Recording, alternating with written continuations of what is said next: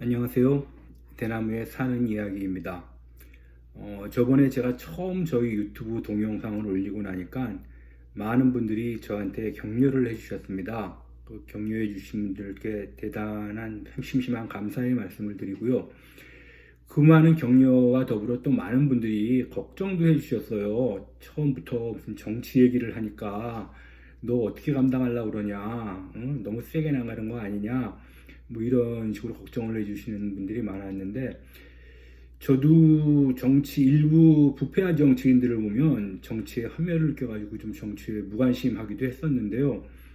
그러나 이 정치 부패한 정치자 하나로서 우리의 삶이 상당히 많이 바뀝니다. 예를 들어가지고 그런 정치가 하나로 인해 가지고 남미의 여러 국가들은 뭐 국가 부도가 나기도 했고요. 우리나라도 마찬가지였죠.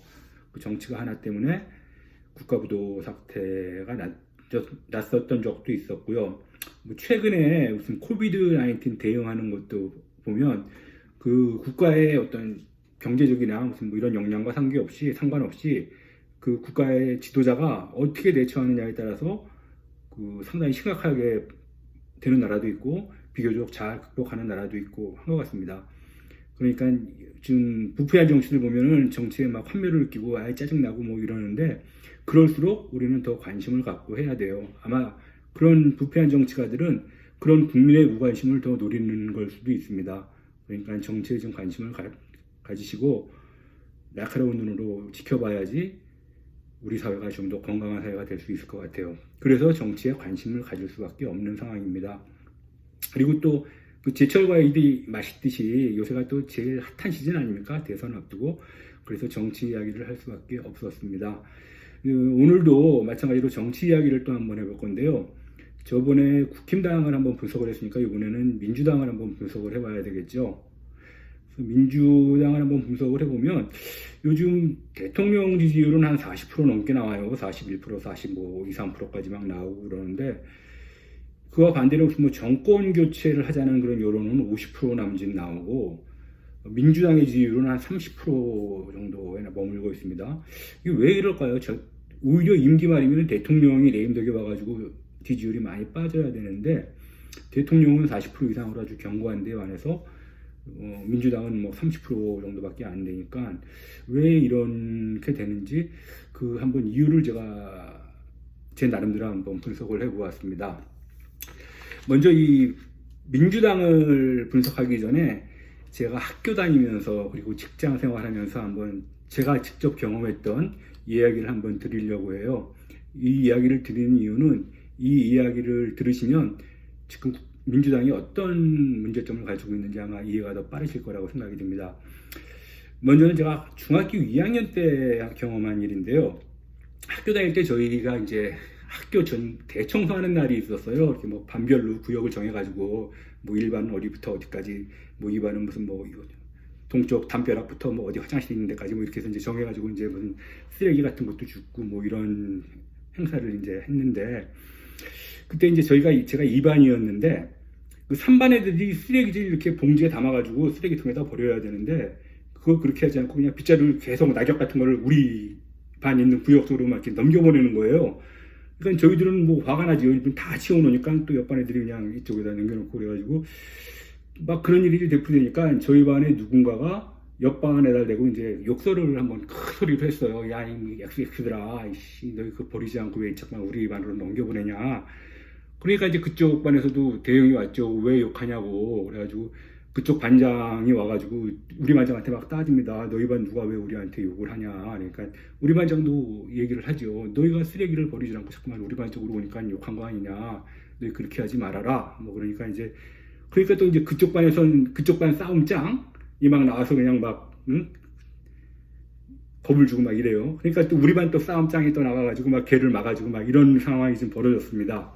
그러니까 뭐 거의 막 이제 주먹 다진 일보 직전까지 막 가고 그런 상태였는데, 그때 이제 우리 반 부반장이 지금 이 친구가 그때 좀 순진하고 착한 친구였는데 계속 우리 반 반장하고 싸움장을 말리는 거예요. 뒤에서. 야, 그러지 마. 그냥 우리가 한번 더 치우면 되지. 왜 싸우려고 그러냐. 빨리 하고 치우고 들어가자. 그러니까 우리 반 반장은 우리가 치우면 뭐냐. 자꾸만 얘네가 이렇게 자꾸 또 쓰레기를 해야 되고, 그리고 이건 걔네가 잘못한 거다 하니까 우리 반 반장은 야 그러지 말고 싸우지 말고 그냥 가자 막 이런 식으로 좀 약한 모습을 보였어요. 그런던 와중에 이제 선생님들이 이제 막 싸움 일보 직전 가서 누가 이제 일렀는지 선생님들이 오셨어요. 그러니까 이제 선생님들이 왜 무슨 일이냐 그러니까 이제 양반 반장들이 얘기를 했죠. 우리가 이렇게 청소를 했는데 3반 애들이 막 우리 쪽으로 쓰레기를 버린다 그러는 거고 3반 애들은 우리는 안 버렸다. 그냥 바람이 불어서 그냥 그건 날아간 거다. 근데 우리는 그렇게 하지 않는데 저쪽 반에서 막 우리 보고 욕을 했다. 막 이런 얘기를 하니까 선생님들이 우리 반 얘기는 안 듣고 욕했다는 얘기만 더 크게 막 얘기를 하고 그리고 또 다른 반 애들한테 이제 물어보는 거예요. 막 우리가 2반이었고 3반이었는데 뭐 4반 애들이나 1반 애들 또 옆에 반 애들한테 야 진짜 얘네들이 쓰레기를 이쪽으로 버렸냐? 그러니까 걔네들이야 뭐 그 사정을 모르죠.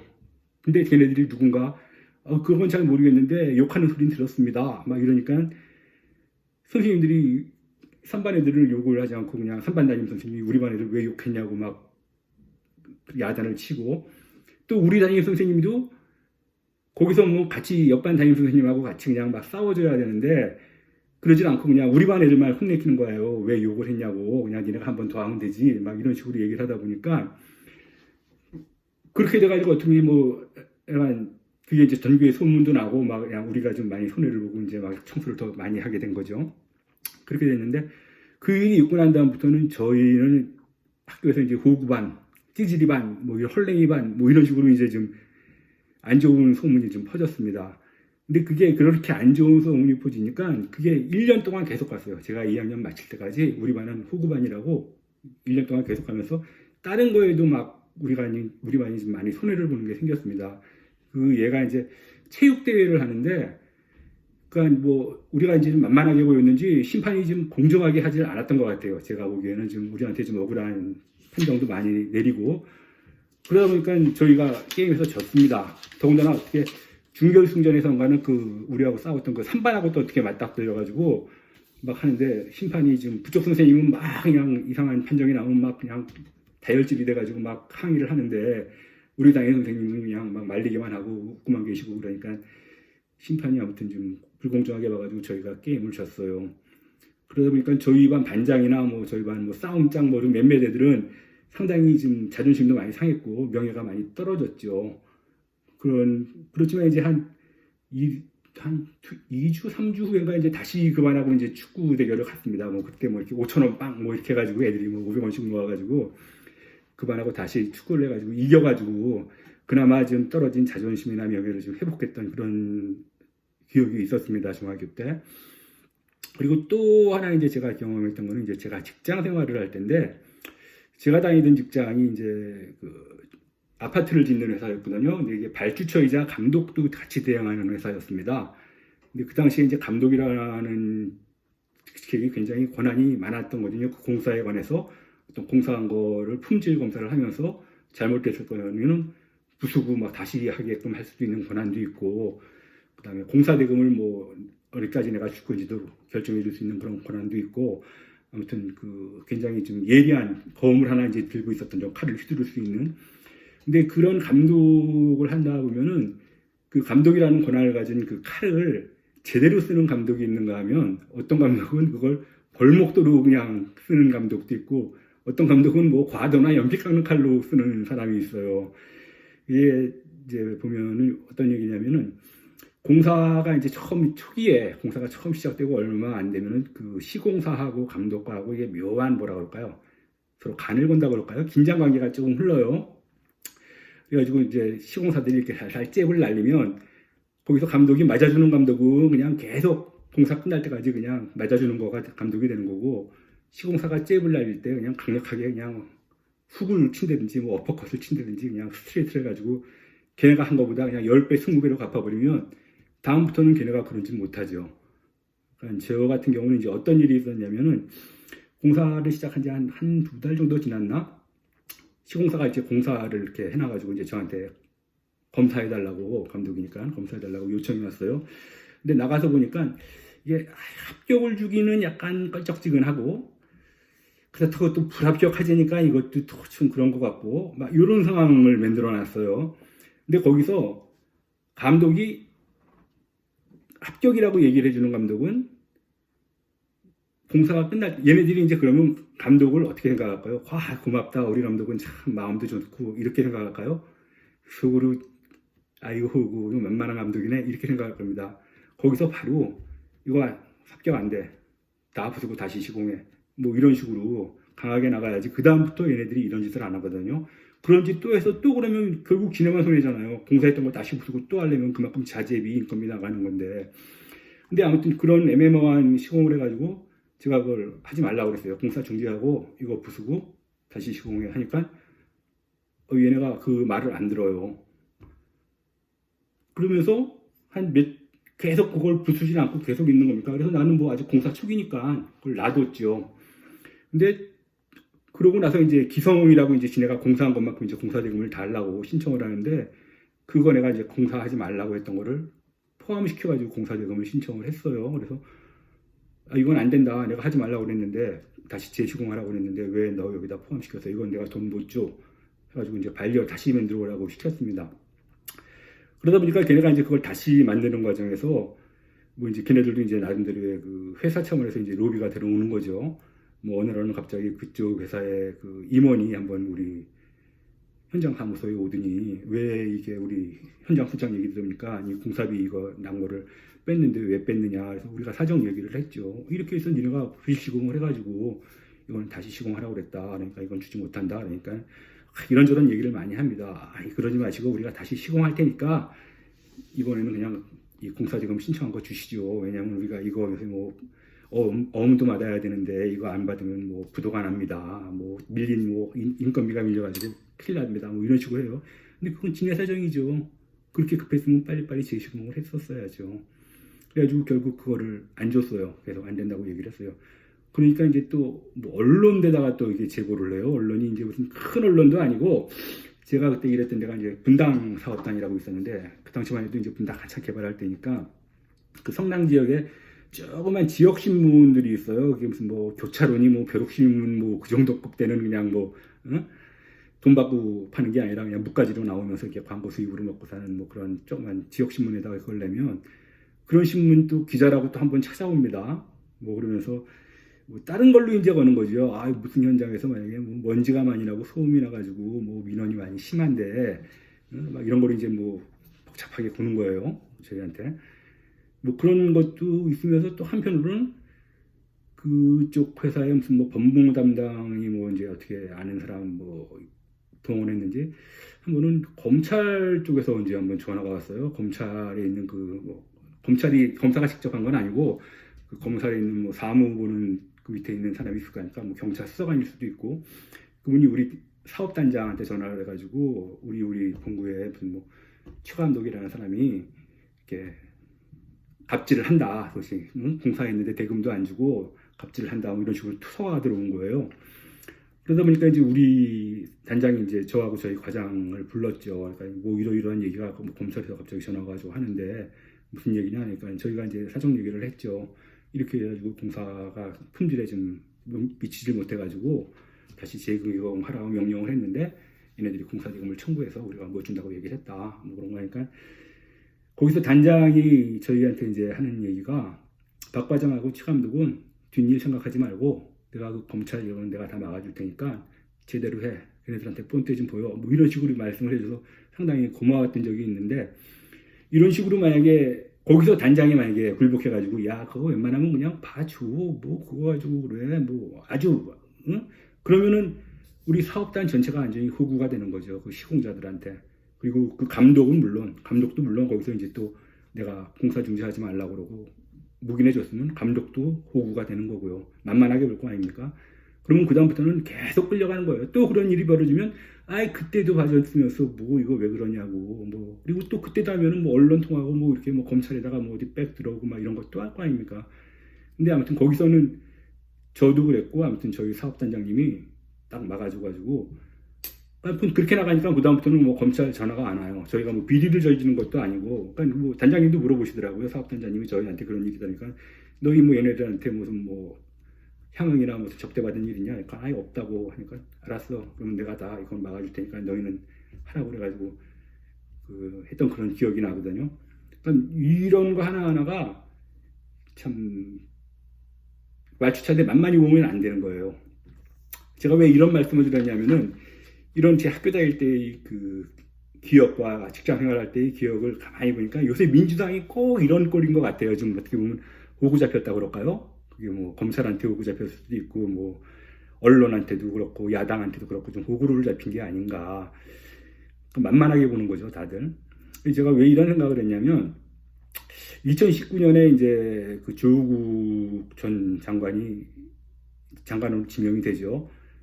그러니까 뭐 장관으로 지명된 이유는 그 당시 뭐 명확하게 뭐 검찰 개혁하려고 지명된 거 아니었습니까?